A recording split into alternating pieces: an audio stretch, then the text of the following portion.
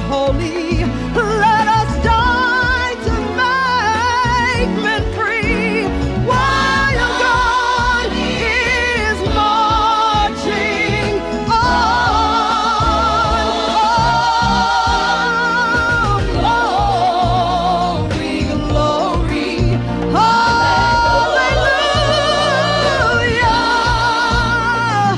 Glory, glory, hallelujah. The highest praise is glory, glory, hallelujah. His truth is marching on. As the decade of the 1930s came to an end, African Americans continued to struggle for equality in all areas. In the military, the struggle reached its most volatile level. While our country was embroiled in a war against racism abroad, Jim Crow, bigotry, and hatred were practiced regularly right here at home. Even the armed forces fighting the war reflected the racist values of the country. Another very important event, or I should say development, that took place was World War II. Because racism in America has always been difficult to maintain and to justify when America was in a serious international crisis and in a war, and especially a war that took place around issues having to do with racism. So we know that that World War II was all about trying to stop the Nazis. The Nazis were advancing a racial ideology of white supremacy and so forth. And so here is the United States saying that we are going to stop racism abroad, that it is wrong. And this also causes America to really put forth its core values. That is the values that it claims to be its core values, values of equality, freedom, democracy.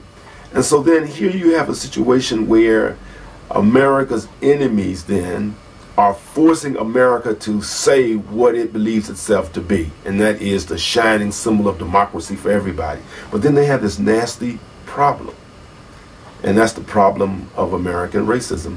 Black soldiers, once they got to Europe, particularly France, they were mingling with these French women. French women have always liked black men. Well, I guess everybody liked black men to a certain extent. They were mingling with these black men. There was no Jim Crow in France. White American soldiers get over there and they are outraged.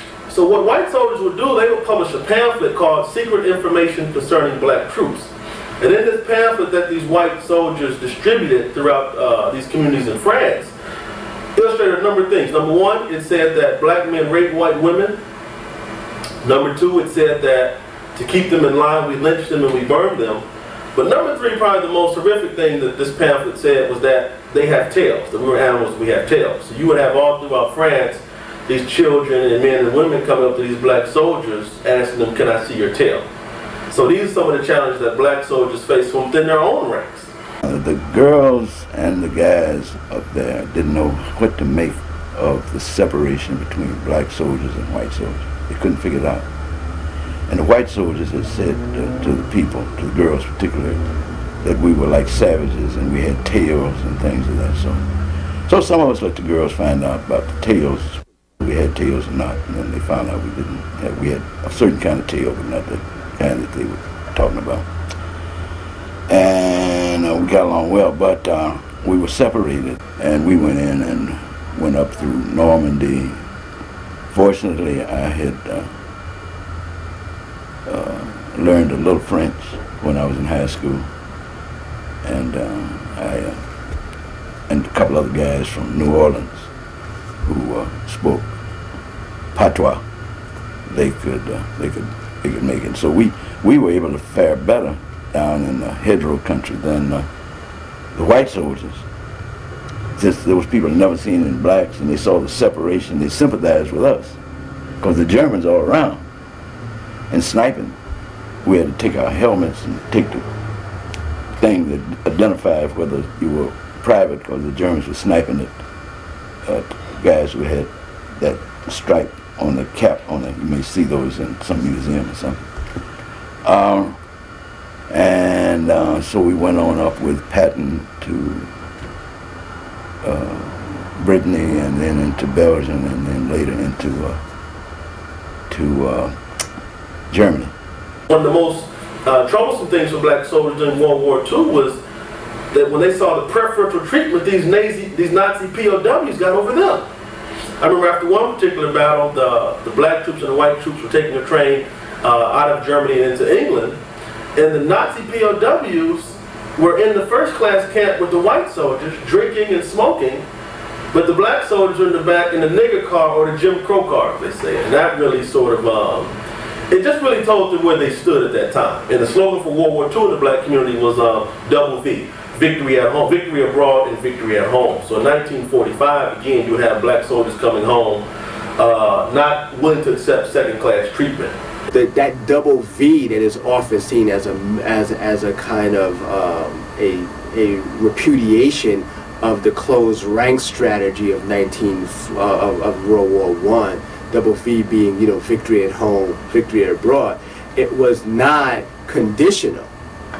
So the double V was actually something that was articulated by the Pittsburgh Courier to sap the black militancy that was going on, because polls also showed after the Japanese had bombed Pearl Harbor that if you combine both black apathy as well as black discontent about America's involvement in the war, it was over 50%. So generically the expression was that, well, Japanese were probably going to be no worse towards us than white America in a sense was. So that double V that is often seen as an example of black militancy was actually an effort to sort of sap that black militancy, because it was concurrent. Victory at home, victory in a sense abroad. And so then, so you have a situation in which black people are participating in this war, but they must do so in segregated units. And they are, and the racism within the military that is fighting racism abroad is very intense and is put on display by this international crisis. And the other thing that's very much coupled with this is that the civil rights movement that we talk so much about now was actually anchored in the 1940s. So that the civil rights movement did not start in Montgomery, Alabama in 1955. And all of the protests that's going to take place in the 1940s, of course, built on protests that had occurred in earlier periods. And when you deal with the Jim Crow order, for example, in the early 1900s, like 1905, 1906, that whole period, black people had boycotts against the Jim Crow streetcars of that era. And there had always been black protests. I would argue that there's been no significant change on the racial front in the United States that was not generated by social protests, by protests of the black community. And so, of course, the World War II then was a period in which black people and black leaders were very clear that it was time to really push the government to eradicate racial discrimination and to confront the Jim Crow system. Because now, to a certain extent, with World War II, it's sort of like the whole world is watching. And so, what are you going to do? Those of us who were black fellows always got the midnight watch, or the 3 o'clock in the morning watch. We had to stand guard, they called watch. And by the way, can you, I don't know where you old enough to remember Tony Trey, but tennis player? Mm-hmm. Nah. He'll know. Yeah. Mm-hmm. Well, he was in boot camp with us, in Camp 321. And of course, when they discovered how good he was, he soon left. But he wrote a letter back challenging this boy that was what we call, like we would call, I guess, regular secretary. I think, in other words, he was responsible for assigning people to duty, watching and stuff. And he was on his case about how he was mistreating us as blacks. That we never got any daytime watches or anything like that. Early evening, it was always 12 o'clock, 3 o'clock. The blacks were assigned. And so this was it, plus the guy that was over the company called him the boastmate. No, he was, well anyway, he, can't even think of what you call him now, but anyway, he was prejudiced. He came down the line checking our clothes. You had to lay out your clothes every so often, you know. And he was complimentary to all the white boys. When he got to me, he used some pretty offensive language. And, you know, these are the kind of things you had to grin and bear and go on. Any undesirable detail, blacks got it. I refused to be a cook.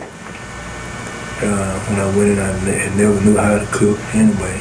But anyway, when I got assigned to the ship, that's the first thing they wanted. The W division was made up of blacks who were cooks and served as maids, really, to the officers. You had to make up their beds and clean their place. And I was just determined not to do that. For a long time, it held me back as far as promotion. Because they couldn't make you go in there any longer. Now, you know, in World War II, you just automatically went in there. Mm-hmm. Blacks, but then since it's supposed to have been integrated, they couldn't force you to go in there. But they could put a lot of pressure on you know, hold you back, give you dirty details. Midnight watches. It just kept on spilling on over after I got on the ship. The only time so I was on one of what we call a land-loving ship. It was just an ex-battleship that just went up and down the East Coast. As far as I got away from Norfolk was New York. A couple of times we went to New York. And really was show duty with C-Pay. We'd be in so often. But they experienced quite a bit of racism. And the guy was telling me, hadn't been too long since they would, if they called over the intercom for somebody, they would designate your race. But they weren't doing it when I got on the ship. But they made sure you got the dirty detail. Whatever you had to do, yeah, you got it. But they wouldn't just say colored or white when they call your name. Racism has been part of my life, all my life. I used to sleep next to a guy because we had chains that let you bump down, and the chain on this side, chain on this side, a little post in between. And he'd sleep over here and I'd sleep over there. And when we get out, go on liberty, he'd look off rather than speak to me. Sleep inside my This is the kind of racism I face. So I don't hate whites. I'm just not comfortable. I went to Virginia, to a place called, it had been Fort Lee, it's now Camp Lee, right outside of Petersburg, Virginia. Very historic because one of the final battles of the Civil War was fought in that area, and blacks were a very important part of the victory after Lincoln had declared the Emancipation Proclamation. That was one of the final big battles, and there were many blacks there. That's in the record. I went to town one night. The units were segregated. We had all white officers over black troops, but there were no black officers over hardly any troop there that we saw. When I say officers, I mean commissioned officers, so non-commissioned officers. And I went to town, went to Petersburg, and I was going to be late getting back, but I had enough time. I was in uniform. We had to be in uniform all the time. And some white people came in after I had been there and just moved right in front of me. And the clerk, you know, that was normal. I was furious. I was so furious and so angry, I spoke out about it, that I had to be back before 6 o'clock in camp or I would be disciplined. But I never went back to Petersburg again, unless it was to go to the college campus that was in Petersburg, Virginia Union. Yeah, Virginia Union was in Petersburg. That was kind of nice too.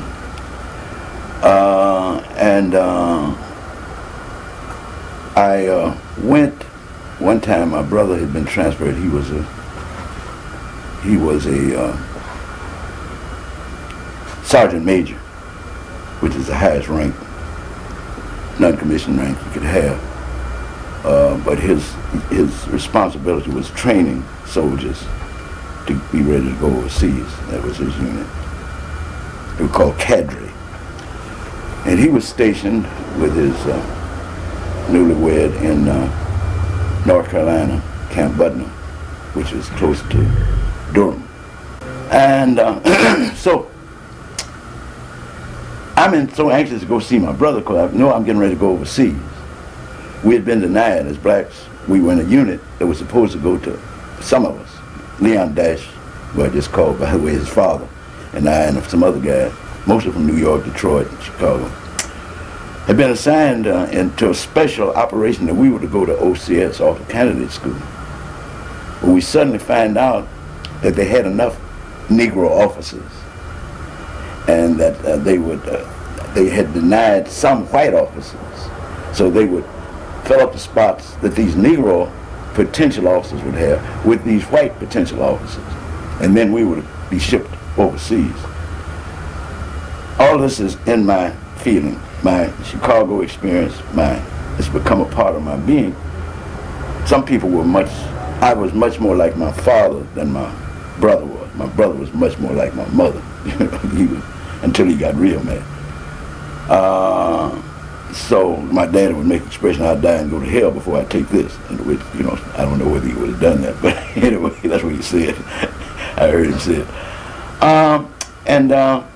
So I'm going to Durham to see my brother with the heavy feeling that I will be going overseas. And having seen war pictures, had a thought of a possibility that I would get hurt. And not wanting to be there, not 1 minute of it. I get on the transportation, or was a bus or streetcar or whatever, and I go and I sit down, which is what I'd done all my life in Chicago, or wherever else I'd been in the North.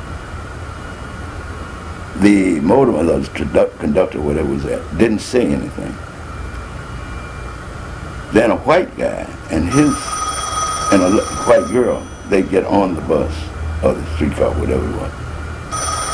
He turns red, he's in civilian clothes. Immediately, I know what I have done. Had I had thought of it, I wasn't trying to win anything. I would have gone to the back of the thing just to get it out of my mind. But when he went to the man in charge and whispered to him, I knew about what he had said. The bus stopped. The motorman or the conductor came to me and said, I'm sorry, mister, but you'll have to move. I said, why? As if I didn't know. He said, because that's the law. I said, you mean to tell me that I'm going overseas, give my life for a man to be in civilian clothes who can tell me that I have to sit on a certain place on this bus while he is not going anywhere and I'm going to, no, I'm not going to do that. Now at this point I'd made up my mind it was time to die. I felt just that strong. See, my opinion is in certain situations the feeling comes to you that this is the time to protect your selfhood. your humanhood, my manhood. Otherwise, you lose it. I was prepared not to lose it. So I'm standing my ground. And he said to me, well, you have to obey the law. I said, no. He said, well, then I'll give you your money back. And suddenly my sanity came back. And you can get off. My sanity came back. But I wasn't going to get off under the conditions that I had to move to the back of the bus. I wasn't going to take that at all. So I got off. I never rode public transportation again in the South. In 1940 and 41, A. Philip Randolph took the position that segregation in the defense industries, racial segregation and discrimination within the defense industry had to be attacked. And that the way that that could be done, given that the war against racism abroad was going on, that the way to do that is to organize thousands and thousands of black people to march on Washington in 1941. And he and many others built what is known as the March on Washington movement in the 1940s. And the bottom line to this movement was that A. Philip Randolph met at the White House with President Roosevelt and said to him, we are going to march on Washington, and there will be over 100,000 black people who will protest racial discrimination in the defense industries and within the military, and that this will be very embarrassing given that we are fighting a war abroad to overthrow racism. And so that President Roosevelt at the time believed that it was possible that A. Philip Randolph was bluffing, that he was going to bring 100,000 people to this march on Washington. But the fact of the matter is that now when we look back at that period and study that period, the March on Washington movement was a very strong grassroots movement. There were chapters of the March on Washington movement throughout the country, north, south, east, west, and they were actively organizing to march on Washington to eradicate racism and racial discrimination within the defense industries and within the military. And so finally, Roosevelt then had to capitulate to Randolph. They tried to get him to say, no, this is not the right thing to do. It would be seen as unpatriotic, and we close ranks when we are dealing with these kind of international crises and so on. But Randolph argued very strongly and could not be persuaded to do otherwise, that that it was just inconsistent to fight racism abroad and to have it as an enduring part of America itself. And so eventually President Roosevelt decided that it was quite possible that over 100,000 black people would march on Washington during World War II. And so then he signed an executive order, Order 8802, which called for an end of discrimination within the defense industry. So that the major point to be made, though, is that here is the black community in the 1940s, stronger than it's ever been, who's decided that widespread social protests will be needed to bring about change. They were well aware that the NAACP was making some progress with the legal method, but it was also clear that the legal method would not be sufficient to overthrow the Jim Crow order. For one thing, the legal method is very expensive and it's very timely. And even if you win, then there's the question of enforcement. How are you going to enforce a legal victory, especially in the context of the Jim Crow system? And so this is why A. Philip Randolph and many other black people at that time decided that we need something much more effective, and we need something where masses of black people are involved in the struggle to bring about change. And so I would argue that the nonviolent civil rights movement, where thousands and thousands of people are going to participate in a struggle designed to overthrow Jim Crow. It's rooted in the 1940s.